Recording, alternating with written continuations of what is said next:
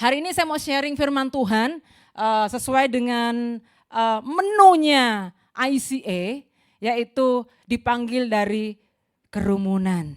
Kita akan sama-sama bangkit berdiri, kita akan baca firman Tuhan ini. Markus pasal yang ketiga, ayat 7 sampai ayat yang ke-19.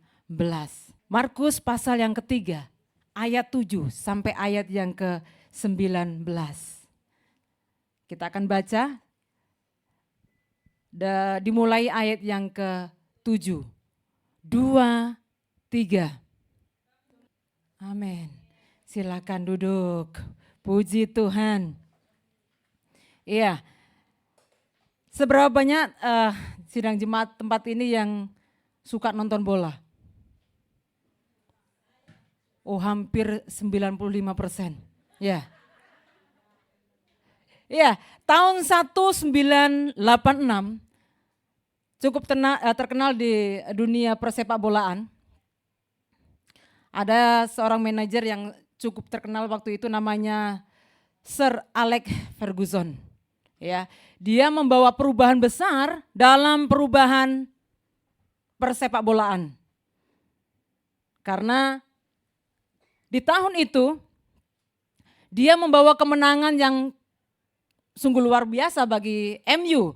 Ya, ada 4 pemain sepak bola yang dicetak dia sampai terkenal sampai sekarang. Mungkin ada yang sampai sekarang kenal namanya David. Siapa? Ya kan, ibu-ibu yang masak di dapur aja tahu itu namanya, ya kan? Itu adalah orang yang dicetak oleh Sir Ferguson. Ini. Oh, ternyata nggak bisa, nggak apa. Ini salah satunya nih, ini terkenal karena ganteng. Yang lainnya ganteng-ganteng juga, ya kan?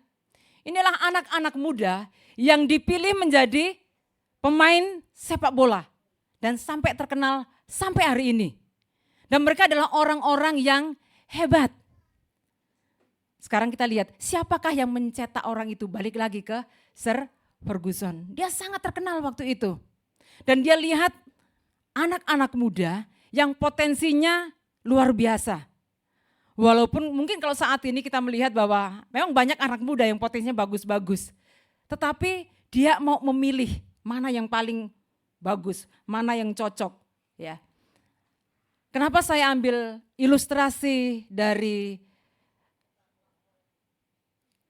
sejarah sepak bola ini? Ini agak hubungannya dengan yang kita baca tadi. Markus pasal 3 ayat. Nah ini namanya Sir Alex Ferguson. Ya, tahun 1986 dia membawa perubahan besar dalam dunia sepak bola. Karena strategi yang hebat. Pemilihan anak muda yang berbakat dan punya potensi yang besar. Dia juga melatih dan mengembangkan potensi mereka. Dan dia mencetak anak muda yang hebat-hebat ini. 4 anak muda tadi. Iya, next. Nah, di Markus pasal 3 ayat 7 sampai 19 dikatakan bahwa ketika Yesus banyak menyembuhkan orang sakit, followernya banyak. Sama seperti teman-teman di tempat ini. Kalau bikin sesuatu yang bagus di Facebook, di Instagram, followernya banyak. Senang kalau followernya banyak. Pasti senang lah ya. Kita lihat di sini ketika Yesus melakukan banyak mujizat yang luar biasa, followernya banyak. Bukan cuma di Hong Kong saja dia terkenal. Tapi di Alkitab tadi ditulis berapa? Berapa kota ditulis? Coba next. Ada 7 kota, kita lihat di sini. Ada dari Galilea, Yudea, Yerusalem, Idumea, seberang Yordan, sekitar Tirus, Sidon. Mereka adalah orang-orang yang mempunyai kebutuhan yang macam-macam. Mungkin dari sini, dari Indonesia macam-macam, dari Manado, ada dari Poso, ada dari Jawa Timur, Jawa Tengah. Jawa Tengah nggak ada ya di sini ya? Oh ada banyak ternyata. Oh iya, maaf Pastor Yar. Ya, ada dari Jawa Tengah juga. Ya, dari Jawa Barat juga ada. Jadi saya tahu bahwa teman-teman datang ke sini bukan hanya cari dolar. Tetapi pasti ada sesuatu yang teman-teman cari. Karena ICA 80%, maaf, lebih dari 50% itu berasal dari, iya, ada di jalur tengah ini kesaksiannya. Beliau adalah dari Wancai waktu itu, datang ke gereja, ini tertutup. Dan sekarang jadi pelayan Tuhan, berikan tepuk tangan buat Tuhan. Tuhan Yesus followernya banyak, tetapi tidak berfokus pada diri sendiri. Tetapi dia ketika melihat banyak orang datang, butuh Tuhan, ya, dia cari mana nih orang-orang kelihatannya ya, potensinya bagus ini. Mau saya rekrut kerja di ICA. Waduh, saya mau ambil itu. Jadi asistennya Pastor Yeremia nanti, siapa yang paling bagus? Ada 12 yang Tuhan Yesus sudah incar. Kira-kira siapa? Mari kita lihat. Next. Ada 12. Satunya Ibu Morce. 2. Ibu Aning. 3. Ibu Rini. Sudah hafal semuanya. Mari kita balik ke firman Tuhan. Balik yang pertama, kita lihat ada pemilihan di sini. Yesus mengatur suatu strategi yang sama. Dia ambil, oh ini kira-kira ini cocok ini. Ini bagian penginjilan cocok. Ini bagian ngomong ini cocok. Ya kan? Setiap pribadi kasih talenta dan karunia, betul? Talenta itu dibawa dari orok. Teman-teman lahir cepret seperti itu sudah ada talentanya masing-masing. Ya. Ada yang pipis, nangis, nanti dibawa sampai gede, bertambah lagi seperti itu. Tapi kalau karunia itu memang dikasih dari itu, Tuhan, ini semuanya ada, Makanya Tuhan tuh lihat, hari ini Tuhan lihat siapa ini ya, yang mau dipilih nih, 12 ini, salah satunya Petrus. Yesus memilih murid-murid dari berbagai latar belakang dan kepribadian untuk membentuk komunitas yang beragam. Sama seperti ICA di sini. Saling melengkapi dan kuat dalam melaksanakan misinya. Pertama adalah Petrus. Petrus cukup sangat terkenal. Dia orang pemberani tetapi impulsif. Dia cepat sekali ngomong, tapi mikirnya nomor 100. Dia juga terkenal mengenai pengakuan Tuhan tentang Yesus. Dia menyangkali Yesus 3 kali. Juga cukup terkenal. Yang kedua, Yakobus, anak Zebedeus. Dia semangat. Dia juga ambisi. Ambisi boleh dalam pelayanan? Boleh dong. Kalau nggak ada ambisi, nggak cepat selesai kerjaan. Ya kan? Klemek kayak siput. Kerjanya itu nggak selesai-selesai. Dia juga terkenal dalam cerita tentang permintaan posisi. Ya, tahu ya itu ya. Siapa itu yang paling? Wah, disenangi Tuhan. Yang ketiga, Yohanes anak Zebedeus, murid yang dikasih Yesus. Dia punya kedekatan emosional juga sama Yesus. Next, langsung terus aja nih Kak. 4. Back. 4. Jangan 7. Murid Yesus itu ada 12. Andreas yang keempat. Ini tadi yang pertama sudah Bu Rini, yang keempat siapa ini kira-kira? Ya. Bu Narti, loh, ya kan? Ada yang rumah doanya yang nama Bu Narti belum saya sebut. Bu Narti lah, ya kan, nomor 4 Bu Narti. Ya, Andreas memperkenalkan Petrus kepada Yesus. Ya, dia itu pintar cari jiwa. Pintar sekali. Penginjil, kan sudah tahu. Banyak di sini, saya lihat ada banyak jiwa di sini. Ini pasti banyak Andreas di sini.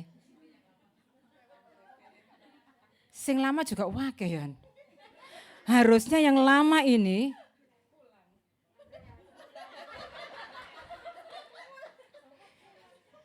kalau sudah cukup enggak apa-apa pulang saja. Mau tak kasih tahu ya, ini rekam ya.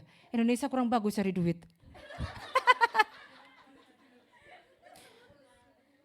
Yang lama carilah teman yang baru. Ya. Ini ada Filipus, kira-kira Filipus di sini siapa? Bu Ola belum disebut. Dia pinter masak. Dia tadi mau kasih makan saya, bikin masakan enak. Dia pinter menganalisis garamnya berapa gram, ya kan, gula dicampur sama garam, kira-kira nanti mix-nya berapa. Cerdas luar biasa. Filipus, murid yang kelima, dia rasional. Ya. Yang keenam, Nathanael yang cukup terkenal, Bartolomeus. Dia jujur tulus. Di sini banyak yang tulus jujur, hampir rata-rata 99%. Jujur. Next. Nomor 7 Kak, Matius. Yang terkenal si Lewi, pemungut cukai. Ini orang yang suka minjemin duit terus berbunga. Pak Suryar di sini nggak ada Pak Suryar. Dulu ada seperti itu, dulu waktu saya di sini ada. Jadi mirip seperti ini. Ya, sudah bertobat berarti ya. Nah ini siap-siap. Berarti memang panen besar-besaran memang tahun awal 2025 ini. Ada si Lewi banyak akan dipanggil pemilihan ini. Bulan ini, ya kan. Pemungut cukai yang dipanggil Yesus. Pemungut cukai waktu itu tuh banyak yang benci. Bahkan sampai sekarang pun, kalau zaman sekarang itu tukang bea cukai. Ya mungkin teman-teman yang sering pulang Indonesia ya, sempat sakit hati karena kopernya masak coklat juga suruh bayar. Ya kan, sampai segitunya. Mungkin zaman waktu itu hampir mirip juga. Ini si Lewi, makanya gak punya teman banyak dia. Tetapi model seperti ini dipilih. Karena apa? Ada satu penyesalan. Di Matius pasal 9 ditulis loh itu, kenapa? Ini supaya diingat sampai sekarang. Orang-orang harus lihat bahwa pemungut cukai yang keji seperti itu, rentenir namanya. Tapi di sini nggak ada. Waktu itu rentenir. Ada. Oh tapi belakang sana tembok. Iya betul. Iya. Dia ada penyesalan dan dia ada perubahan total. Tuhan lihat jauh. Kalau manusia hanya lihat casing saja. Ya kan. Oh ini bagus nih. Potongannya bagus nih. Aser ini. Senyumnya bagus. Aser. Ini manusia cara berpikirnya memilih. Tetapi kan manusia nggak bisa lihat hati. Tapi Tuhan bisa tembus. Makanya walaupun pemungut cukai dipilih. Karena lihat hasilnya ada penyesalan. Thomas. 9 Yakobus. Thomas sudah sering ini ya terkenal. Tadeus, Yudas anak Yakobus. 11 Simon orang Zelot. Yang terakhir adalah siapa Yudas? Tetapi itu juga dipilih oleh Yesus. Apakah Yudas itu baik? Baik. Karena dia posisinya di bendahara. Hati-hati rumah doa yang milih bendahara seperti Yudas, ketuanya akan dijual.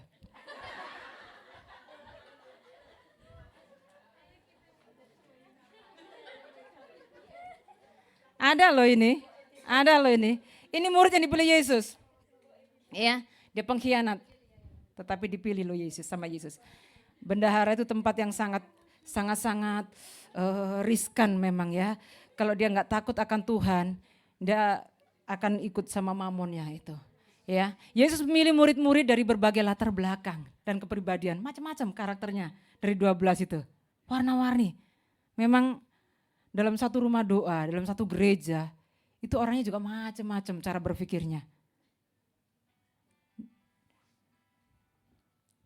Itu panggilan. Mereka tahu kalau saya keluar negeri.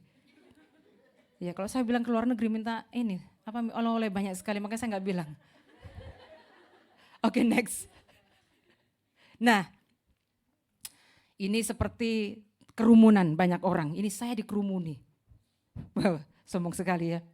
Ini adalah teman-teman saya pelayanan dan juga orang-orang yang saya layani. Ya, saya melihat begitu banyak orang-orang yang memang butuh Tuhan. Mereka dari latar belakang yang macam-macam.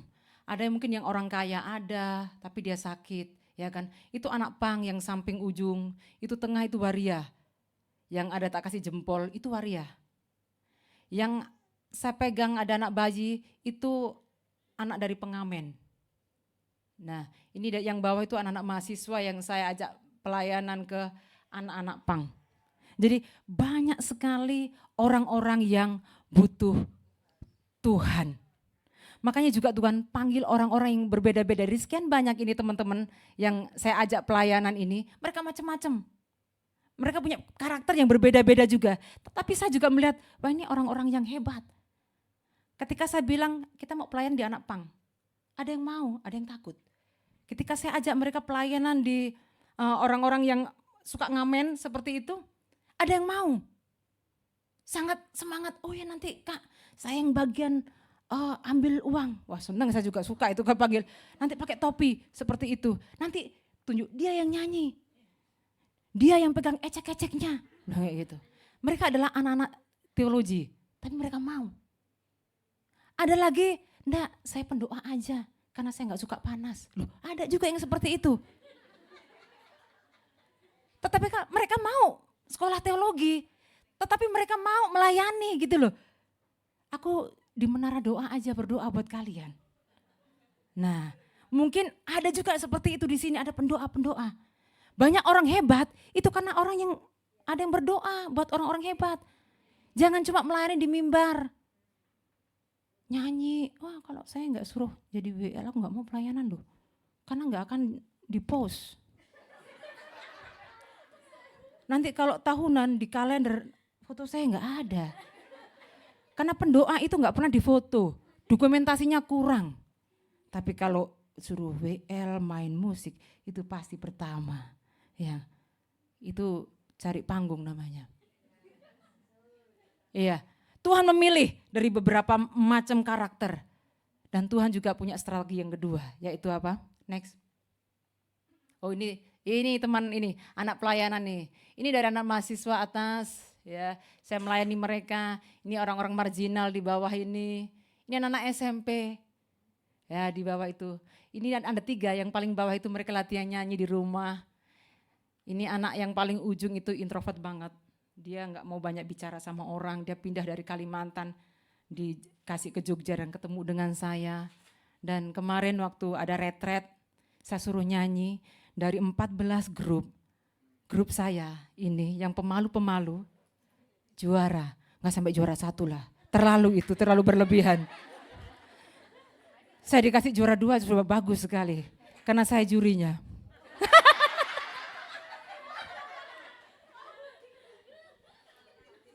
Iya, next. Iya, strategi kedua. Yang pertama Tuhan Yesus milih 12 orang. Yang kedua, dia mendirikan kampus. Kampusnya adalah STT Berea. Bukan ya? Kampus kehidupan di Hong Kong.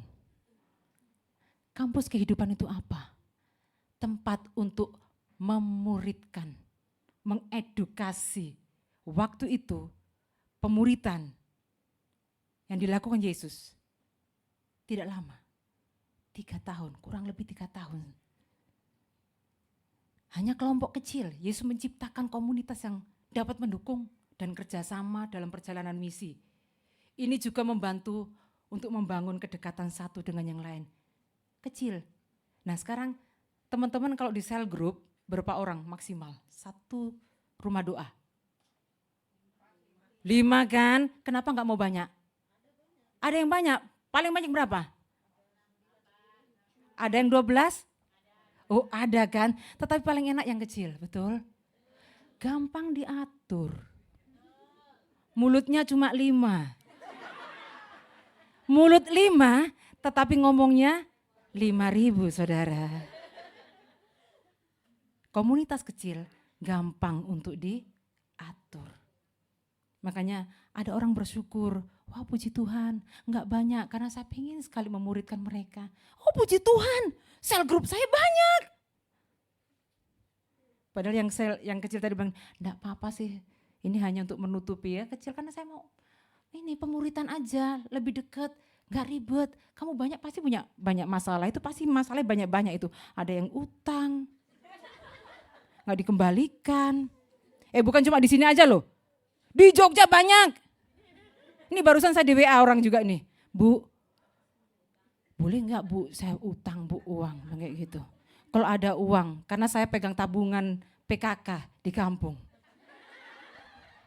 Saya tinggal ke Hong Kong biar saya nggak diminta-mintain. Iya, komunitas kecil itu gampang memang. Ini Tuhan punya strategi yang luar biasa. Tuhan mau mencetak seorang pemimpin yang hebat. Tuhan mau mencetak orang-orang yang mau melayani dengan hati. Bukan cari panggung saudara. Tuhan mau mencetak orang-orang yang mampu mendidik. Mendidik dengan kasih. Bukan mencakar. Hatinya tercapik-capik. Dia mau melatih orang-orang untuk lebih militan dalam pelayanan. Dia membimbing. Dia mau membimbing murid-muridnya untuk lebih lagi pelayanan dalam tadi dibilang musimnya, walaupun melayani ada uang, tidak ada uang, tetap melayani Tuhan. Enggak usah cari yang macam-macam, tetapi fokusnya memang sekali Yesus, tetap Yesus. Ya, ini yang terakhir, sangat singkat. Tanggapannya buat teman-teman di tempat ini. Ketika banyak orang berkerumun dan mereka juga berusaha untuk bisa menjamah Yesus. Mungkin mereka juga mencari tangannya Yesus. Tahu tangannya Yesus? Cari berkat tok. Oh, saya datang ke gereja biar diberkati Tuhan. Saya flu biar disembuhkan Tuhan. Saya demam biar disembuhkan Tuhan. Saya bokeh biar diberkati Tuhan. Minta terus. Kemarin waktu kami baru sampai di Hong Kong, suami saya buka YouTube, ya kan, tentang kesaksiannya Mbak Nunung. Mungkin ada yang tahu ya, dia seorang komedian yang cukup terkenal, dia kaya raya sekarang turun seperti itu. Ada statement yang saya keep seperti itu, dia bilang gini, Tuhan senang sekali kalau kita umatnya itu sering meminta. Bilang kayak gitu. Ya. Makanya saya tanya sama teman-teman di tempat ini. Apakah teman-teman juga mirip dengan Mbak Nunung? Tuhan, saya percaya bahwa Tuhan suka sekali kalau saya tuh minta terus seperti itu. Atau begini, saya percaya Tuhan tuh suka sekali mendengar kalau saya mengucap syukur. Ada lagu pujian begini, ada mukjizat dalam ucapan syukur. Dan hari ini saya mau mendengar teman-teman di tempat ini bagian yang kedua. Apakah kita bagian dari yang dipilih Yesus untuk senantiasa mencari wajahnya? Pasti dari sekian banyak orang itu ya enggak usah munafik lah. Ada juga ya pasti orang datang cari tangan Tuhan, minta terus kok nggak diberkati Tuhan ya. Wah, Tuhan itu memang terlalu lelet untuk memberkati saya, ya kan. Lebih cepat teman saya kalau saya tuh WA langsung dia transfer uang daripada Tuhan Yesus. Ya. Mari hari ini kita belajar. Jangan seperti orang yang hidupnya masih di pinggir-pinggiran. Masih percaya bahwa harus meminta terus. Waktunya kita mengucap syukur supaya kita dipilih menjadi murid-murid. Waktunya kita melayani sekarang. Ya, melayani itu bisa macam-macam. Ngosek WC itu upahnya besar. Upahnya sama ketika ada yang khotbah di sini, sama upahnya Pastor Yeremia dengan yang ngosek WC di belakang itu sama loh. Tak kasih tahu. Kalau nggak ada yang ngosek WC, kalau ada yang ke belakang mau beol, mereka diberkati. Ini kurang bagus ini gereja, mereka pindah nanti. Loh, jangan ketawa, memang begitu. Ya, harus saling melengkapi satu dengan yang lain. Jangan dibilang pelayanan di toilet itu jorok. Ya memang jorok. Ya memang jorok, nggak mungkin itu WC itu bersih. Ya jorok, tapi lakukanlah itu. Ada bagian-bagian masing-masing. Ketika kita melakukan itu, Tuhan akan lihat bahwa ini orang yang tulus. Tuhan akan angkat dari yang ngosek WC, nanti mereka akan dikirim ke luar negeri jadi misioner. Oh, ada yang mau Pak Yar, ada yang mau pelayanan ke luar negeri, nanti kirim Pak ke Arab Pak.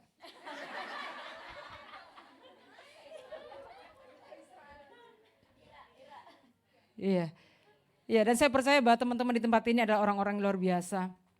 Tuhan izinkan datang ke Hong Kong dengan begitu banyak proses, masalah itu pasti ada. Tapi masalah itu untuk membawa kehidupan teman-teman di tempat ini semakin naik dan mengerti panggilan Tuhan dalam kehidupan hari-hari. Saya lihat ada orang-orang yang hebat-hebat tuh. Saya datang di Hong Kong, rambutnya masih pendek. Sekarang sini Kak. Enggak apa-apa dong, saya buat kesaksian. Sekarang sudah tamborin nih. Ini adalah ketika saya pelayanan di shelter, rambutnya sangat pendek. Dan dia mantan preman. Dia bilang, Kak Maria, tolong doakan saya. Masih ingat itu? Itu saya buka sekarang gak apa-apa ya? Iya gak apa-apa. Itu kesaksian bagus. Doakan saya. Tetapi saya ngomong apa? Tuhan tidak gerakin saya untuk berdoa. Masih ingat itu? Dan dia pulang sambil menangis. Saya gak berdoa. Tapi sekarang dia berubah seperti ini. Itu luar biasa. Berarti Tuhan yang kerja bukan saya ya. Kalau waktu itu saya bilang, oh ya sini saya doakan. Dia langsung tumbang depan saya yang sombong. Tapi Tuhan kerja luar biasa. Saya balik ke sini, rambutnya panjang, tamborin sekarang. Tuhan sayang, terima kasih Kak. Tuhan berkati. Jadi siapapun Tuhan bisa pilih untuk melayani Tuhan. Mungkin manusia lihat, aduh kamu kayak gini, enggak cocok, berubah dulu. Dulu ketika saya di shelter, yang tomboy, saya kasih sepatu saya yang tinggi-tinggi haknya. Jalan dari ujung ke ujung sini. Jalan sini. Ayo, kalau sudah bagus, feminim, baru pelayanan.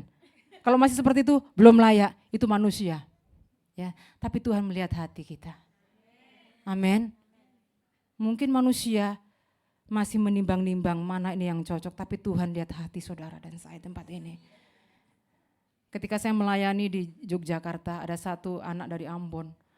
Dia tato itu dari ujung tangan, dada sampai kaki, penuh dengan tato. Tetapi ketika dia bicara, saya lihat hatinya tulus. Saya bilang, kamu akan dipakai Tuhan untuk penginjilan. Dia menangis, dia bilang, tidak mungkin Ibu, karena tato saya terlalu banyak. Saya bilang, kamu akan melayani anak-anak jalanan. Kamu akan saya bawa ke penjara. Kan di tangan dia ditulis 666. Saya berpikir ngeri sekali ini. Kalau saya doakan dia, itu bukan cuma tumbang. Pelepasannya itu kayaknya berat sekali. Tapi saya mengucap syukur ketika saya bicara, dia menangis. Casingnya, security, hatinya. Hello Kitty. Jadi teman-teman di sini jangan berkecil hati, ya. Jangan lihat masalah hidup saudara. Kalau kita fokusnya ke masalah, Tuhannya hilang. Tuhan sangat kecil. Kalau saudara putuskan jadi orang Kristen, bukan cuma KTP aja. Karena KTP bisa berubah. Karena saya punya 2 teman, dia bisa nikah siri. Kalau nikah siri berarti pindah KTP. Ya, jadi Kristen tidak cukup untuk ditaruh di KTP aja, tetapi jadilah Kristen. Kristus kecil, pengikut Kristus. Sungguh-sungguh dalam menjadi anak Tuhan. Mari tundukkan kepala kita di hadapan Tuhan. Bapa di surga, sungguh Engkau sangat baik bagi kehidupan kami. Kami percaya Tuhan, Engkau sudah memilih kehidupan kami. Engkau panggil kami Tuhan dari Indonesia datang ke Hong Kong. Engkau panggil kami melalui masalah. Kami tahu masalah itu baik ketika kami kelola dengan baik. Ketika kami berjalan bersama Tuhan, kami akan menjadi orang-orang yang luar biasa. Seperti orang-orang yang dicetak oleh Sir Ferguson. Saya percaya bahwa Tuhan jauh lebih hebat dari manajer ini Tuhan. Engkau orang yang mampu mengubah kehidupan kami menjadi murid-murid yang hebat, murid-murid yang berani mati untuk Tuhan. Tuhan pakai apa yang sudah ada bagi kehidupan kami. Tuhan matikan setiap ego kami Tuhan. Setiap kelemahan kami yang menarik potensi-potensi yang baik sehingga kami susah untuk naik. Ampuni kami Tuhan kalau kurang mengandalkan Tuhan dalam kehidupan kami. Kami mau fokus kepada Tuhan. Sekali Yesus.